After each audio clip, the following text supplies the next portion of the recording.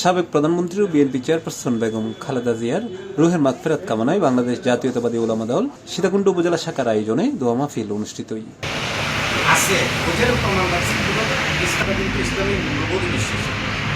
ইসলামী মূল্যবোধে বিশ্বাস বলা এক জিনিস, আর ইসলামী সংগঠন বলে প্রতারণা করা আরেক জিনিস। কিন্তু আমরা অন্তঃস্থল থেকে ইসলামী মূল্যবোধে বিশ্বাস করলাম। আমার নেতা, আপনাদের নেতা, যেহেতু সামনে আমাদের ভোটের বাজার, প্রতারক চক্র যেভাবে রাখছে ইসলামের নাম দিয়ে, আমরা তো ওই জিনিসগুলো বুঝতে হবে, অনেকে হয়তো জানি না। তারপর আমাদের যে দলটা, ওই দলের ভিতর দেখছি যে এই দলটা দলের নির্দিষ্ট আজকে দলের সংবিধানে ইসলামী মূল্যবোধে বিশ্বাসিত বাংলাদেশ জাতীয়তাবাদী দল।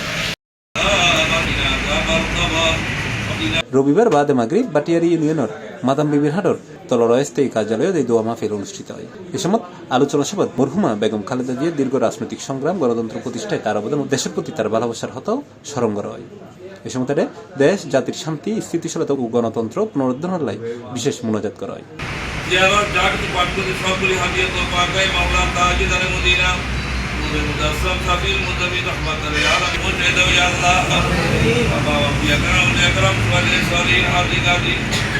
আমাদের প্রত্যেকের মেহেরবান আব্বা আম্মা শাশুড়ি প্রতিবেশী আওলাদ করেছেন, আল্লাহ প্রত্যেকের আল্লাহকে পৌঁছে দেয়। আল্লাহ তোমার দরবারে কবুলের সময় কবুলের মঞ্জুর করে।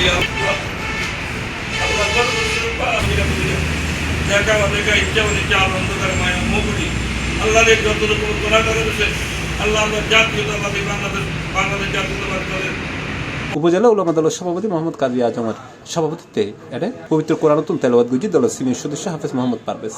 মাহফিলে দোয়া মুনাজাত পরিচালনা গুজি সাধারণ সম্পাদক হাফেজ মুজিবুল হক। এছাড়াও এর উপস্থিত আছেন সিনিয়র সহসভাপতি নুরুল আলম, সহসভাপতি নুরুল সাফা, বিএসসি সমাজ কল্যাণ সম্পাদক মোহাম্মদ জাফর আহমদ, দফতর সম্পাদক ইকবাল হোসেন, কারণ সম্পাদক আবুল বশর, সদস্য জহুরুল আলম সহ আরো বোধকেই।